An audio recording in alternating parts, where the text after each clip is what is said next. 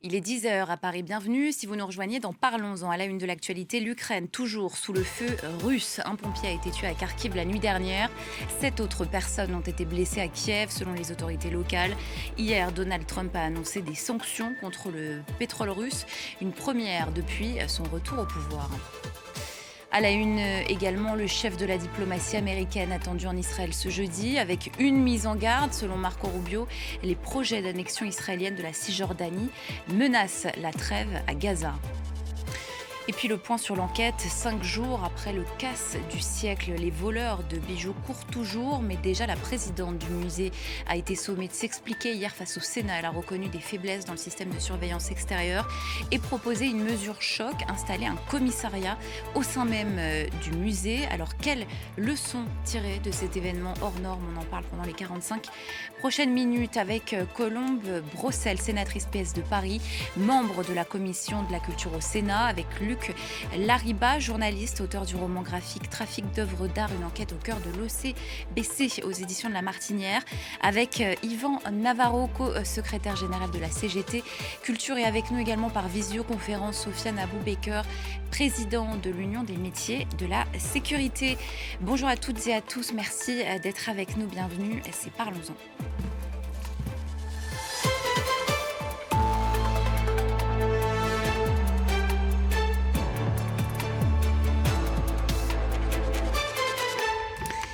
Nous avons été mis en échec. Ce sont les mots très forts de la présidente du Louvre hier au Sénat. 5 jours après ce que la presse qualifie de casse du siècle, les voleurs courent toujours et les questions s'accumulent. Comment le musée le plus visité au monde a-t-il pu à ce point être pris en défaut?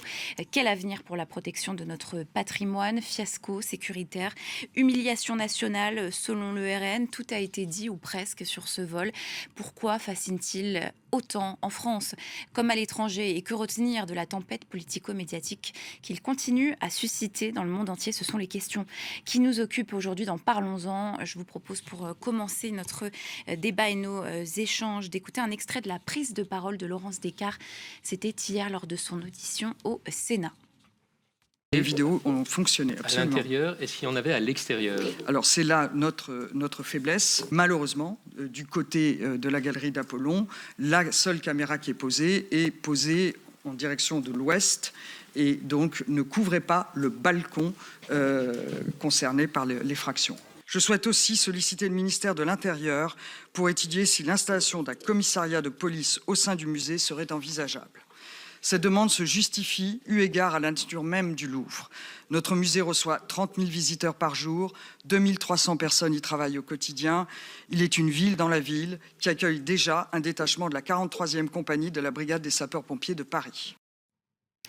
D'abord, Colombe Brossel, merci d'être avec nous. Vous faites partie des sénateurs et sénatrices qui ont longuement interrogé la présidente du Louvre hier, plus de 2 heures sous le feu des critiques, 2 heures lors desquelles tout presque a été passé au crible: dispositifs de sécurité, responsabilité, rumeurs sur des dépenses excessives pour une salle à manger, nombre d'emplois de gardiens, questions sur les anciennes vitrines, sur le destin du futur grand projet du Louvre. Est-ce que vous avez été globalement convaincu par ces explications? Si on doit faire un bilan de cette première prise de parole publique de la présidente directrice du musée du Louvre, on a eu globalement des réponses techniques, notamment sur le déroulé du cambriolage. Il y avait eu un certain nombre d'informations contradictoires dans la presse. Elle est revenue longuement sur le sujet. On a eu là aussi, de manière technique, un certain nombre d'éléments de réponse à des interrogations qui existaient, que ce soit sur la question des emplois, que ce soit sur la question du déploiement du fameux schéma directeur de sûreté du Louvre. Bref, comment est-ce qu'on déploie à l'intérieur du Louvre des mesures de sécurisation à la hauteur des enjeux.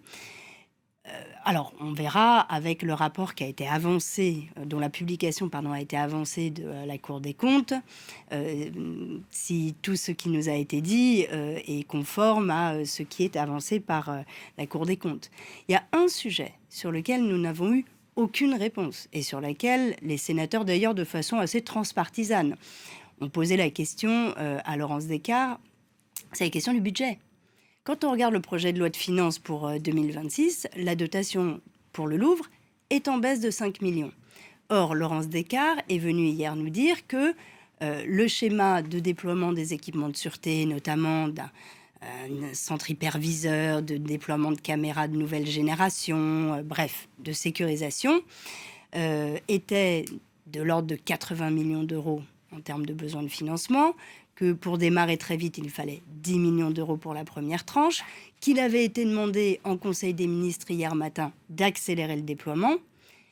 Et il n'y a aucune information sur les engagements du ministère de tutelle, du ministère de la Culture, de la ministre de la Culture, pour accompagner financièrement le déploiement de tout ce schéma de sécurité et de sûreté du Louvre. Donc il reste quand même une très grosse inconnue. Elle n'a pas répondu à votre question qui portait précisément sur ce budget-là, le budget de la Elle culture. n'a pas répondu à cette question et d'autres de mes collègues ont posé la question en disant « Mais est-ce que nous, sénateurs, on peut vous aider ?» y compris dans le débat budgétaire. Aucune réponse. Le budget 2026 qui s'annonce en baisse pour la culture avec 300 millions d'euros d'économies en l'état, donc ça représente effectivement une baisse autour de 4 à 5%. On reviendra sur... c'est entre les mains de qui aujourd'hui justement ce budget? Peut-être pas de Laurence Descartes justement. Je voudrais vous donner la parole. Yves Navarro, vous avez suivi... Yvan Navarro, vous avez suivi comme nous tous ici l'audition de Laurence Descartes, co-secrétaire générale de la CGT Culture. Votre réaction à la prise de parole, aux justifications de la directrice du Louvre? D'abord, ce que je voudrais dire, c'est que le ton était bon. Le ton de la présidente était le bon. C'est-à-dire qu'il était à la mesure de la gravité de la situation. Il faut quand même le dire. Je veux dire un mot quand même pour les personnels du Louvre, qui sont particulièrement touchés par cette affaire. Tous les personnels du ministère de la Culture et de l'ensemble des musées. On est 30 000 agents quand même. Et toute la communauté professionnelle aujourd'hui est quand même ébranlée par cette affaire. Donc, de ce point de vue, sur la forme, elle a fait le job. Maintenant, la question du budget que vous avez souligné tout à l'heure, madame, est tout à fait juste. Qui sont les responsables de cette situation aujourd'hui? De quoi on parle, en fait, quand on parle du ministère de la Culture, et notamment des 35 musées nationaux? On parle vraiment de l'épaisseur du trait dans les dépenses de l'État. Et pour autant, on est soumis à des salves budgétaires constantes depuis 3 ans. Et qui sont les responsables de cette situation? J'imagine que vous pouvez évidemment le deviner. Donc on aurait aimé que lors de cette commission puisse intervenir aussi la ministre, parce qu'on a tendance aussi à dire que les établissements culturels tels que le Louvre sont autonomes et donc responsables d'eux-mêmes. En réalité, ils sont sous tutelle de l'État, et les collections nationales sont bien les collections de la nation dont la responsabilité échoit à l'État. Et donc, pour cette raison, c'est à l'État de donner et de rendre compte, en fait, de la situation. Donc, sur la question budgétaire, évidemment, on a vraiment un vrai problème, nous, très, très clairement, au ministère de la Culture, et nous, on tire la sonnette d'alarme depuis très longtemps. On demande un plan d'urgence culturelle pour le service public culturel de l'État et aussi des collectivités territoriales, puisque vous savez qu'il y a 1200 musées en France qui mériteraient aussi une attention immédiate de l'ensemble des collectivités. On y reviendra un peu plus tard dans notre débat. Je voudrais aussi donner la parole à Luc Lariba. Je rappelle le titre de votre roman graphique, Trafic d'œuvres d'art, donc une enquête au cœur de l'OCBC aux éditions de La Martinière. L'OCBC, ou Office central de lutte contre le trafic des biens culturels, fer de lance de la protection du monde culturel en France. Hier, la présidente a donné donc plus de détails sur le déroulé des faits minute par minute. Elle parle d'une nouvelle forme de criminalité à laquelle personne n'est préparé. C'est le constat que vous faites également? Une nouvelle forme de criminalité, je ne pense pas. Ça fait 50 ans que l'OCBC existe. Ça fait 50 ans qu'ils mènent des enquêtes, que ce soit sur des vols chez des particuliers, dans les musées, dans les institutions. Toutes ne sont pas mises à jour, comme c'est le cas aujourd'hui avec ce qui s'est passé au Louvre. Mais un vol dans une église, dans une bibliothèque, que ce soit la BNF ou une bibliothèque de province ou dans le plus grand musée du monde, pour eux, cette affaire est traitée pareil. Après, c'est juste la pression qu'ils vont ressentir, la pression médiatique, la pression politique qu'il va y avoir sur ça, qui peut être pas un frein, mais qui peut orienter d'une manière ou d'une autre leur enquête. C'est un travail de fond qu'ils vont faire, qu'ils font déjà depuis des années. Ils font des opérations fortes qui sont souvent liées à des stratégies mises en place par l'OCBC depuis des années pour prévenir, mais aussi pour créer des réseaux avec différentes polices internationales, européennes aussi, pour pouvoir traiter les filières où est-ce que vont les objets quand ils sont disparus. Donc cette criminalité-là, elle n'est pas surprenante pour vous, cette forme de... Non, elle n'est pas vol. surprenante, mais même on peut remonter très loin dans l'histoire sur le vol d'objets dans les musées, sur le pillage des terres, que ce soit en France, en Égypte, en Syrie, en Grèce, où vous voulez. C'est une criminalité qui existe. C'est juste qu'aujourd'hui, voilà, il y a un focus qui est mis dessus de par ce cambriolage. Mais c'est une criminalité très importante. Elle est au même titre que le trafic de drogue ou le trafic d'armes. Alors, on va voir comment lutter contre cette criminalité. Justement, Sofiane Aboubaker est avec nous également, président de l'Union des métiers de la sécurité. Hier, Laurence Descartes a défendu un projet choc, celui d'installer un commissariat de police au cœur même du musée. Est-ce qu'on en est là aujourd'hui ? Je ne vois pas l'utilité aujourd'hui d'avoir un commissariat de police au sein du musée du Louvre, nonobstant le fait qu'il y aurait 30 000 visiteurs par jour. Qu'il y ait une brigade de sapeurs-pompiers, comme elle l'explique, c'est normal parce que ça parle de la protection du patrimoine, on parle de l'assistance aux personnes. Ça ne me choque pas, mais mettre en place un commissariat au sein du musée du Louvre, non, ça je vois pas. Je pense que ça relève plutôt d'une tentative de transférer vers le ministère de l'Intérieur une responsabilité sur les questions de sécurité. Donc, quelle est la responsabilité de la direction du musée, selon vous, après toutes les défaillances qui ont été mises au jour ces dernières heures et ces derniers jours ? Enfin, moi, je ne peux que m'interroger quand on nous dit, quand la présidente directrice du Louvre nous dit hier que les caméras et la protection périmétrique n'étaient pas au niveau. Je rappelle juste que les moyens technologiques existent pour mettre en place, même de façon temporaire, et absolument pas sur la façade des bâtiments, en utilisant le domaine public. Enfin, on parle quand même du musée du Louvre, le premier musée au monde, un symbole patrimonial mondial. Aujourd'hui, on a la possibilité de mettre en place à l'extérieur une protection périmétrique, même temporaire, avec des caméras qui permettraient de pouvoir détecter des anomalies. Ça n'a pas été le cas. On nous parle aussi d'un schéma directeur de sûreté dont la définition a pris quelques années. Enfin, là encore, on est face à, pour moi, une aberration administrative. On le sait, le temps administratif est extrêmement long et le moindre projet prend 3 à 5 ans. Ce n'est pas acceptable. Colombe-Brossel, le camion des voleurs était donc garé en bas, à contresens, en toute impunité, manifestement. Selon Laurence Descartes, ce n'est pas de la compétence du Louvre, mais de la préfecture de police de Paris. Que faut-il comprendre quand on entend ça ? Qui est responsable du fiasco, selon vous ? Je le redis, il y a une chaîne de responsabilité et il y a une chaîne de causalité. C'est pas exactement la même chose. Les chaînes de causalité, elles ont été, je trouve en tout cas, relativement bien expliquées hier sur ce qui fonctionne en termes de sécurité au Louvre. Il faut aussi dire ce qui a fonctionné. Je rebondis sur ce que vous disiez. L'intervention des agents du Louvre a été déterminante pour mettre à l'abri les visiteurs. Rappelons que c'est le casse du siècle, mais que personne n'a été blessé ni atteint. Et c'est important. Voilà, donc il faut aussi saluer ce qui a fonctionné et qui a reposé sur les agents et ce qui n'a pas fonctionné. Et en effet, pour dire les choses rapidement, il manque et de la sécurisation à l'intérieur du Louvre avec de la vidéoprotection et de la sécurisation sur les abords du Louvre. Et donc Laurence Descartes a bien décrit hier qu'il y avait une caméra mais qui n'était pas orientée dans le bon sens. Bon. Moi, je veux bien qu'on rejette la faute sur... c'est forcément la faute à la bureaucratie qui fait que le projet prend beaucoup de temps. Je redis, à quel moment ce projet est-il financé par le ministère de tutelle, qu'est le ministère de la Culture ? Il y a eu une phrase rapide pendant l'audition hier par l'administrateur du Louvre qui dit en gros, on a commencé à déployer et à s'occuper du projet quand on a su qu'on aurait l'argent. Ben non, je suis désolée. À un moment donné, on parle du plus grand musée du monde, qui est sous tutelle du ministère de la Culture. On est sur une responsabilité qui est politique, de dire voilà quelles sont les orientations, voilà ce que je demande en termes de sécurisation au plus grand musée du monde.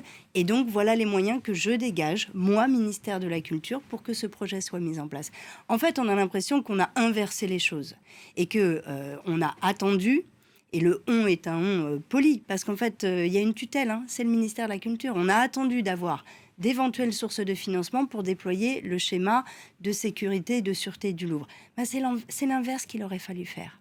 Parce que, pour le coup, les défaillances ou les faiblesses en termes de sécurité à l'intérieur du Louvre, elles étaient connues, elles étaient documentées depuis des années. Le schéma de sûreté dont on parle, on commence à en entendre parler au Louvre, à le faire voter par les instances du Louvre en 2019. On avait donc les moyens d'accélérer le déploiement de l'ensemble de ces travaux en termes de sécurisation. Mais Rachida Dati, en tout cas, elle s'en est expliquée devant les deux chambres du Parlement ces derniers jours. La ministre de la Culture qui a affirmé que les dispositifs de sécurité du Louvre n'ont pas été défaillants. Sous-entendu, les manquements, les failles seraient à chercher du côté des protocoles et non des moyens. Oui, j'ai trouvé que la façon dont Laurence Descartes le disait hier était plus sincère, en disant, en effet, sur l'ensemble de ces 7 minutes, les choses ont fonctionné, que ce soit d'un point de vue technique, que ce soit d'un point de vue humain. Mais à la fin, il y a quand même eu un cambriolage au Louvre et un cambriolage d'ampleur. Donc j'ai trouvé que la position de Laurence Descartes était plus humble, de dire que si sur les 7 minutes les choses avaient fonctionné, c'était un échec pour les équipes du Louvre, un échec de fait pour l'ensemble de ceux qui aiment ce musée, et quelque part un peu un échec français en effet. Yvan Navarro, votre regard sur la demande de Laurence Descartes d'installer un commissariat dans l'enceinte du Louvre? Mais c'est intéressant ce qui a été dit. Effectivement, c'est transférer la responsabilité à notre ministère. Enfin, je veux quand même rappeler, et c'est un peu insultant aussi pour les personnels du ministère de la Culture. Vous savez qu'on a des vrais métiers, nous, au ministère de la Culture. Il y a une filière qui s'appelle la filière de surveillance, accueil, qui est parfaitement compétente sur les questions de sûreté des collections nationales, des bâtiments, et aussi de la sécurisation des personnes. Cette filière a été attaquée ces 20 dernières années. Les effectifs ont baissé considérablement. Aujourd'hui, elle est à peu près à 3200 agents, tout compris, c'est-à-dire du plus petit, de la plus basse catégorie jusqu'à la plus élevée. Et nous, on sait qu'on a un besoin environ de 5500 agents. Donc on a quand même un déficit énorme. Et ces gens-là sont totalement compétents pour assurer la sécurité, je vous l'ai dit, des personnes et la sûreté des collections. Je voudrais juste rajouter qu'on a aussi notre filière qui s'appelle la filière des métiers d'art, qui a des compétences très, très, très élevées en matière de sécurisation des œuvres d'art. Ils étaient chargés jusqu'en 2019 de l'entretien et de la maintenance des vitrines coffres qui étaient installées dans cette galerie et qui auraient été enlevées. Donc je vous demande quand même de travailler un peu ce sujet, de le vérifier, parce que il semblerait il existe des dispositifs que nos filières sont capables d'entretenir et qui auraient amené les voleurs à partir les mains vides quand même. Puisque le dispositif consiste en cas de fracturation de la vitrine, les bijoux tombent dans un coffre et il devient inviolable. Donc au bout de 4 minutes, s'ils devaient partir, évidemment les agents ont fait pression, ils seraient partis une main devant, une main derrière. Je voudrais juste rajouter autre chose, c'est que les propositions de Laurence Descartes, elles sont insultantes, je le dis, pour les professionnels de la culture, mais elles ne sont pas du tout à la hauteur des enjeux. Puisqu'elle ne parle que de... C'est hors sujet de proposer un c'est pas hors commissariat. C'est pas hors sujet, c'est insuffisant. Non, mais alors il y a le commissariat, mais c'est très bien, ça ferait un peu plus de présence humaine. Nous, ce qu'on défend, c'est la présence humaine. Parce que c'est celle-ci qui est irremplaçable. Et c'est celle-ci qui a été déterminante dans la fuite des voleurs et dans le fait que la nacelle n'a pas été incendiée. Parce que vous savez qu'il était prévu d'y mettre le feu, mais des individus ont fait pression sur les voleurs et du coup, ils sont partis très vite. Non, elle propose de la vidéo, des badges, un système anti-intrusion, des dispositifs anti-bélier, un nouveau PC central.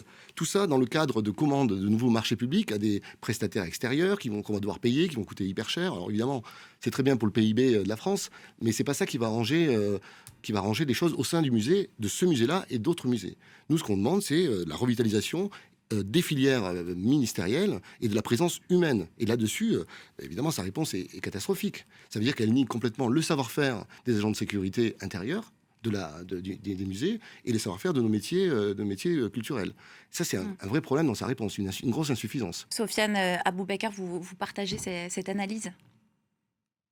Alors, moi, je pense que la présence humaine, elle est utile lorsque l'on la couple avec un système de sécurité électronique qui est en capacité de pouvoir fonctionner de façon pérenne. Je rappellerai une chose sur la question budgétaire.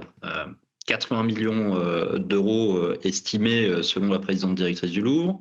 Le CAS aujourd'hui a été estimé à 88 millions, les 2 journées de fermeture, le travail d'enquête, enfin, on est très largement au-dessus de 100 millions.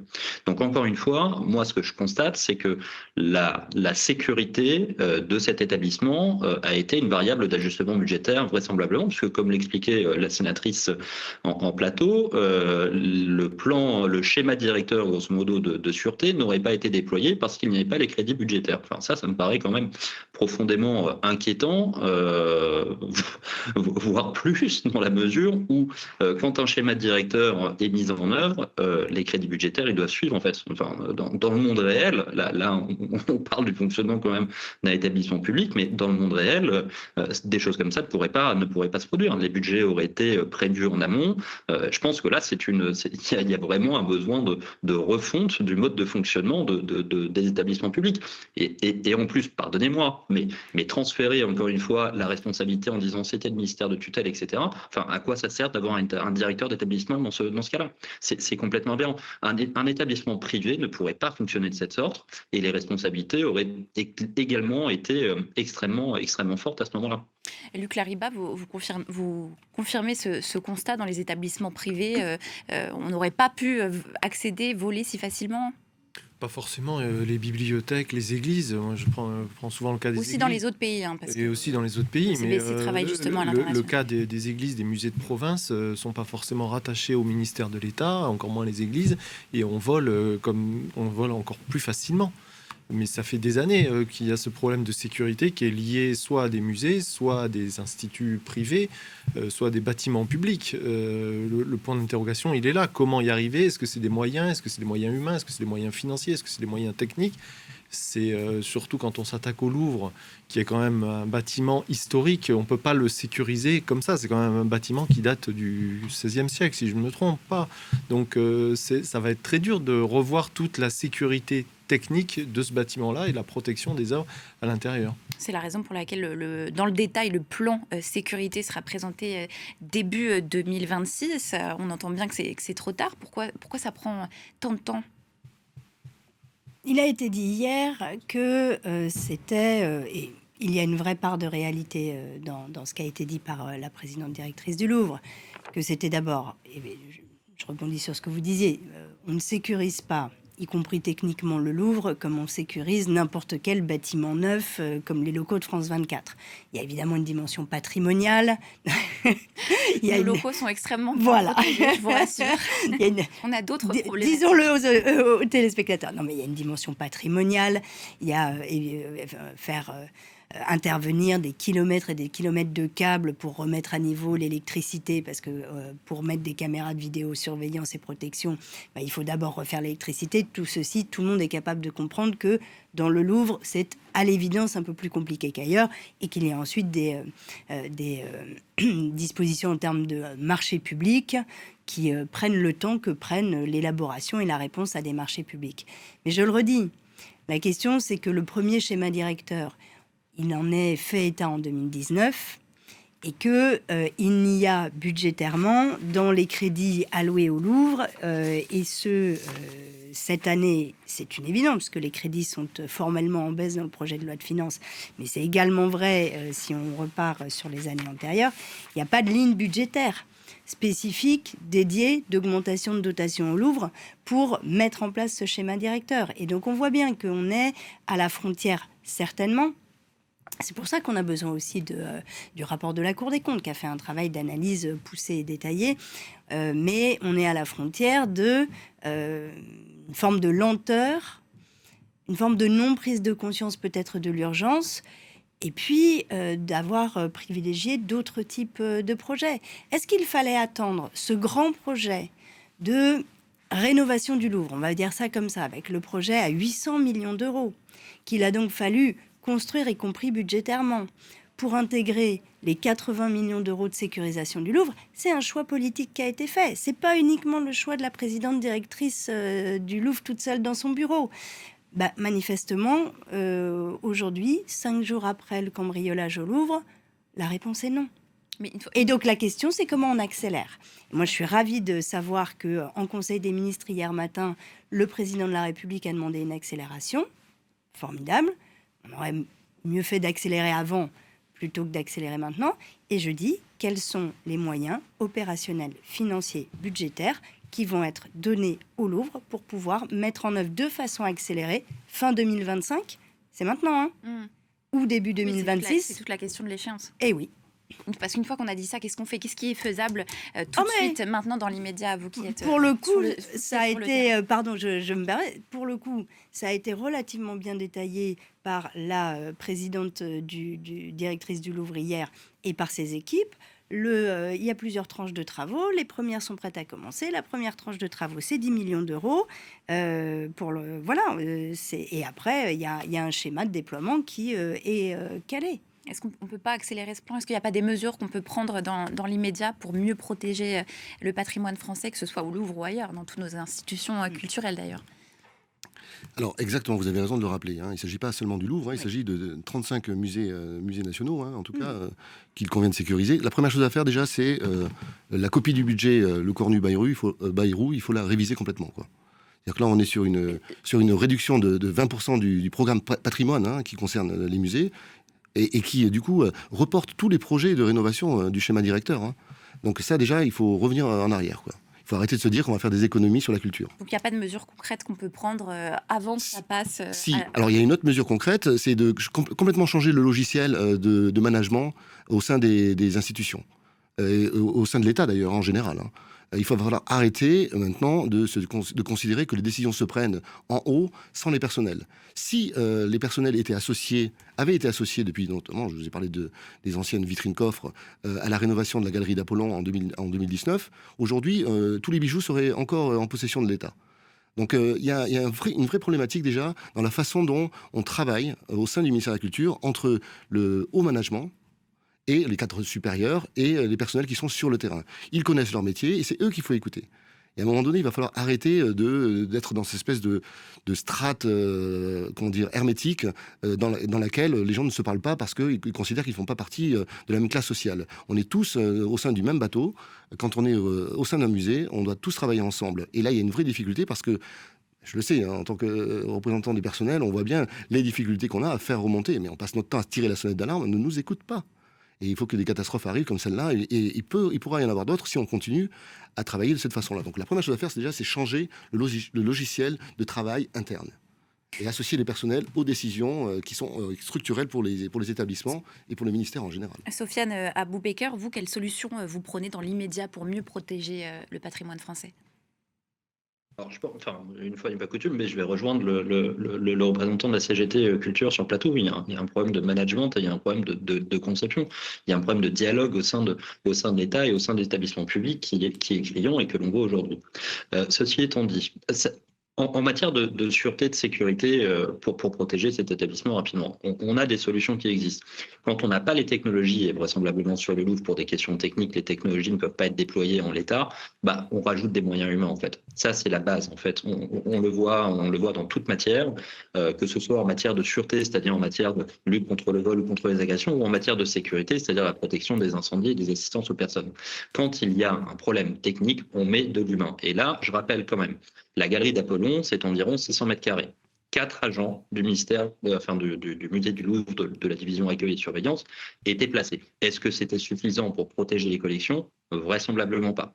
Qu'est-ce qu'on pourrait mettre d'autre? On pourrait très bien faire appel à ce qu'on appelle des agents de sûreté renforcés, c'est-à-dire des agents armés à l'intérieur du musée pour protéger des collections sensibles. C'est ce qui se fait notamment lorsque des joailliers explosent des pièces, les grandes maisons de joaillerie, quand elles explosent des pièces. Hier, par Laurence Descartes, donc ça arrivera pas, on le sait.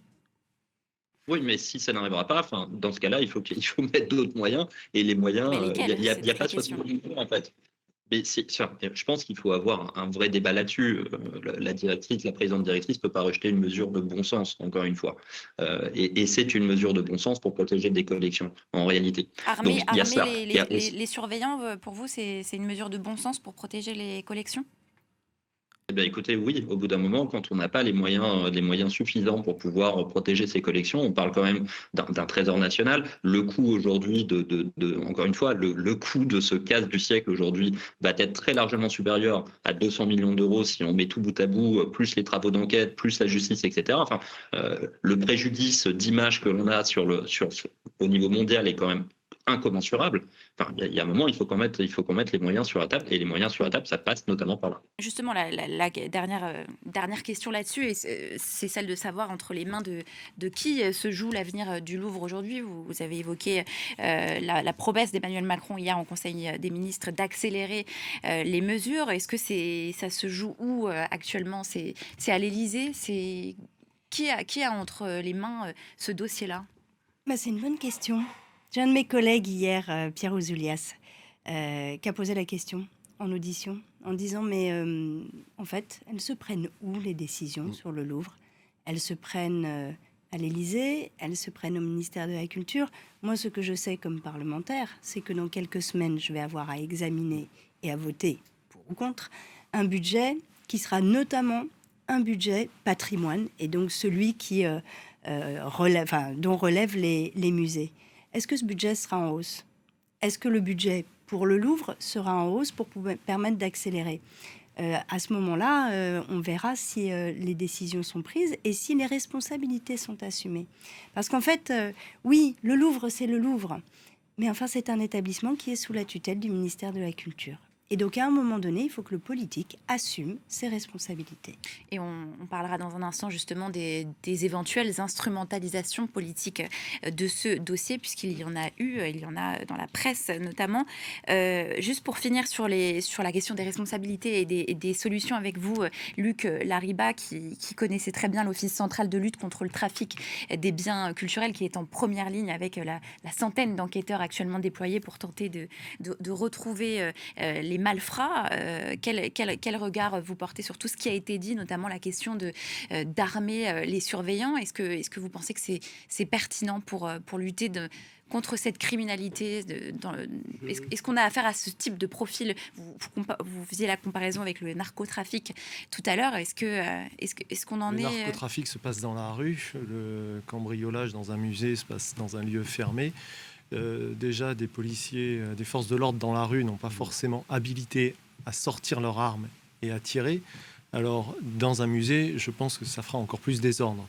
L'OCBC travaille sur le fond et aussi sur la forme, comme je le disais depuis tout à l'heure, depuis des années, sur des réseaux qui sont mis en place à l'étranger ou en France. Je pense qu'il faut... Le facteur le plus important à cet office, c'est le temps. C'est-à-dire qu'à la fois, ils sont pressés, ils doivent intervenir, ils doivent agir rapidement, faire travailler leurs connaissances, leurs compétences très rapidement, mais en même temps, ça peut prendre énormément d'heures, de semaines, de mois et peut-être d'années pour pouvoir arriver à des fins. Ça ne veut pas dire qu'ils ne vont pas y arriver. Donc vous êtes optimiste ou pas? Est-ce qu'on va finir optimiste sur les retrouver à titre personnel, je pense qu'on ne les retrouvera pas tous au même endroit, dans le même état. Voilà, c'est mon humble avis. De les retrouver, c'est possible, comme ça peut être aussi impossible. Il y a des tableaux qu'on n'a jamais retrouvés au Musée d'Art moderne de Paris. Ils ont fini dans une poubelle. Selon les experts, les bijoux sont de toute façon invendables. En l'état, ils sont invendables. Maintenant, découpés, retravaillés... Vous pensez qu'ils vont se risquer à le faire si on se met dans la tête des criminels, comme vous avez beaucoup enquêté là-dessus? Pourquoi pas? Quelles sont les prochaines étapes pour eux là? Ils sont en train Je pense qu'actuellement, ils sont en train... les malfrats, eux, sont en train de se reposer. Les bijoux, eux, sont en train de voyager. Mais une fois de plus, c'est mon humble avis. On en vient à la dernière partie donc, de notre débat, donc consacré, si vous voulez bien, à la politisation de cet événement dans le débat public. Dès dimanche, le Rassemblement national a parlé, je cite, d'une humiliation nationale. Il y a aussi le journal Charlie Hebdo qui a titré, on va peut-être la voir à l'écran, la une du journal satirique, qui a titré Jusqu'où l'humiliation, avec, voilà, on le voit, ce dessin qui montre deux malfaiteurs qui emportent la pyramide du Louvre, pour revenir sur ce déchaînement de passion dans la presse ces derniers jours avec vous, Colombe Brossel. Humiliation, est-ce que le mot est juste? En tout cas, c'est un choc. C'est le plus grand musée du monde, et donc tout le monde s'attendait à ce que le niveau de sécurisation du plus grand musée du monde empêche, en 2025, un cambriolage qui... de l'extérieur, donne une forme d'impression de simplicité. C'est certainement la conjugaison de tout ça qui fait que c'est à ce point-là un choc. finalement, ce qui transparaît en creux, c'est « Ah bah c'est simple de cambrioler le Louvre ». C'est certainement pas le cas, on en est tous conscients, mais voilà, cette forme de simplicité, elle crée un choc. Et puis elle crée un choc aussi parce que il y a une dimension historique, patrimoniale. Il n'y a pas un Français qui connaît pas le Louvre. Tous les Français ne sont peut-être pas allés visiter le Louvre, mais il n'y a pas un Français qui ne connaît pas le Louvre. Et on a des symboles dans notre pays. La Tour Eiffel est derrière vous, elle en fait partie. Le Louvre en fait également partie. Donc c'est assez légitime que ça ait créé une forme de choc dans notre pays, dans la population. Évidemment, encore plus pour l'ensemble de ceux qui sont des amoureux ou des professionnels de la culture. Oui, il y a une forme certainement d'humiliation quand on est un agent public engagé au quotidien dans un musée de province comme dans le plus grand musée du monde pour faire vivre des collections, pour donner à montrer, pour sécuriser. Oui, il doit y avoir une forme d'humiliation d'être ainsi montré comme étant ceux qui ne peuvent pas faire. Donc c'est assez normal que ça ait produit ce niveau de choc. Vous avez raison de rappeler que tous les jours, toutes les semaines ou tous les mois, il y a par ailleurs des œuvres d'art qui sont volées ailleurs qu'à Paris. Et c'est aussi ce sujet-là. Pillés partout dans et le voilà, monde. et je ne restais qu'en France. Et donc c'est aussi ce sujet-là qui doit être au cœur de comment est-ce qu'on agit. Mais oui, c'est normal qu'il y ait une forme de choc, voire d'émotion, pour l'ensemble de la France. Et puis, parce que c'est le Louvre, ça a fait l'actu, pas uniquement de l'ensemble des médias français, mais enfin, ça a fait l'actu de l'ensemble des médias pendant plusieurs journées. Et c'est normal. Et c'est pour ça que, par ailleurs, la réponse, elle doit être à la hauteur. Parce qu'une fois qu'on a posé le constat, qu'est-ce qu'on en fait ? Et c'est pour ça que la réponse, elle doit être à la hauteur des événements, bien sûr, mais aussi à la hauteur du choc et de l'émotion que ça a provoqué. Oui, mais justement, on parle beaucoup, on parle du casse du siècle. Ouais. On l'a intégré nous-mêmes dans notre bandeau. Il aurait fallu le mettre entre guillemets parce que c'est effectivement la presse qui parle de casse du siècle, qui utilise ces termes. Luc Lariba, est-ce que vous pensez que c'est justifié de parler de casse du siècle ? Non. On a parlé du casse du siècle pour celui d'Albert Spaggiari à Nice en 1976. On a parlé du casse du siècle pour le musée de Boston dans les années 90 où c'était là aussi des tableaux. Je crois qu'on en avait parlé aussi pour le casse au musée de Nice où il y avait des tableaux qui avaient été volés. Le casse du siècle, c'est une... Là, c'est le Louvre, effectivement. Là, c'est une phrase journalistique. Est-ce que ça mérite ce titre-là, cette ampleur-là médiatique? Dans un sens, oui. Moi, ce que je vois à travers ça, c'est que peut-être les gens vont prendre conscience que le vol d'œuvres d'art, le trafic des biens culturels est très important, tout autant que d'autres trafics, que sont le trafic d'armes ou le trafic de drogue. C'est une criminalité organisée très puissante, comme on peut la trouver dans un vol à l'étalage dans Paris ou ailleurs. C'est juste qu'on s'attaque à une œuvre d'art. Donc tout de suite, quand on s'attaque à une œuvre d'art, ah ben oui, quand la... Sauf que là, on s'attaque au Louvre, effectivement. Oui, bien sûr. Mais quand on s'attaque à une œuvre d'art qui est dans un musée, effectivement, ça parle un peu plus. Mais il y a des œuvres d'art qui ont disparu, et qui ont disparu même dans les terres en Syrie, en Égypte, en Grèce, dont on ne parle pas du tout et qui sont pourtant d'aussi grande valeur. Sofiane Boubaker, vous vouliez intervenir ? Oui, tout à fait, oui. Effectivement, on parle quand même du Louvre, premier musée au monde. Donc il est logique aujourd'hui qu'on ait ce sentiment de... Moi, j'ai un sentiment de colère face à la chaîne de dysfonctionnement que l'on voit aujourd'hui. Enfin, encore une fois, les enquêtes administratives et l'enquête judiciaire permettront de faire toute la lumière dessus. Mais c'est à la fois un sentiment de honte et un sentiment de colère. Les médias mondiaux nous rayonnaient, nos partenaires européens et internationaux voient dans ce symbole une nouvelle forme de déclassement de notre pays. Enfin, ce n'est plus possible. Il faut que la classe politique dans son ensemble, qui nous a quand même donné un spectacle catastrophique depuis ces derniers mois, se ressaisisse et qu'on puisse être en capacité véritablement de mettre de véritables dispositifs de protection. Enfin, je le rappelle, la sécurité, c'est la première des libertés. Si on n'est pas capable d'assurer la protection de nos trésors nationaux, quelle va être fait que la suite, en fait, en réalité. Et c'est dans tout cela que ce casse du siècle, moi, je pense que c'est effectivement, compte tenu de la dimension que ça a prise, le terme adéquat, que ce casse du siècle doit résonner et doit faire prendre conscience que la sécurité ne peut pas être, une variable d'ajustement budgétaire, et que quand on met en place des mesures de prévention, eh bien, les mesures de prévention apportent la dissuasion. Lors des Jeux Olympiques, on a quand même sécurisé les Jeux Olympiques de façon extrêmement forte. Eh bien, quand il y avait des policiers dans la rue, de façon extrêmement surprenante, la délinquance a baissé. En matière de protection de trésors nationaux, c'est la même chose. Déclassement, vous utiliseriez aussi ce mot? En fait, oui, on est dans le sujet là. C'est-à-dire que moi, je récuse évidemment totalement le terme d'humiliation. Mais plutôt de révélation, en réalité. Cette situation révèle un déclassement de nos services publics. Ça, c'est une réalité. Par contre, il faudra quand même veiller à ne pas humilier non plus les personnels par comment dire, des articles un peu trop... parce qu'aujourd'hui, tous les projecteurs sont rivés sur les agents du Louvre. À un moment donné, il faudra quand même veiller à pas trop les bousculer. Par contre, et s'agissant aucune vie n'a été blessée. Non, mais bien sûr. Exactement, j'allais y venir. Donc c'est pour ça que, s'agissant du niveau de réponse, effectivement, il doit être du plus haut niveau. Je rappelle que c'est l'apanage quand même des présidents de la République de mener les grands projets culturels. On a connu ça dans les années 80, au Louvre, à la Bibliothèque nationale de France, mais enfin, il y en a eu d'autres. Et je pense que là, aujourd'hui, c'est au président de la République de prendre ses responsabilités pour relancer un nouveau plan Marshall pour la culture. Un plan d'urgence qui va donner des moyens budgétaires et des moyens pour les personnels. Mettre des armes, je préfère le dire tout de suite, on aurait transformé la galerie d'Apollon en hockey choral, c'est sûrement pas la bonne réponse. C'est sûrement pas la bonne réponse. À chacun son métier. Nous, on est capable, au sein des musées, de protéger les œuvres en nous donnant les moyens budgétaires adaptés, à la police de faire son travail à l'extérieur du musée. Ça, c'est chacun son métier. Parce que, encore une fois, je vous dis, le plan pour l'instant, c'est tout sauf des agents. Or, on a bien vu que dans cette affaire, ce sont les agents qui sauvent tout. Deux petites questions pour finir. Luc Lariba, vous avez le sens du récit.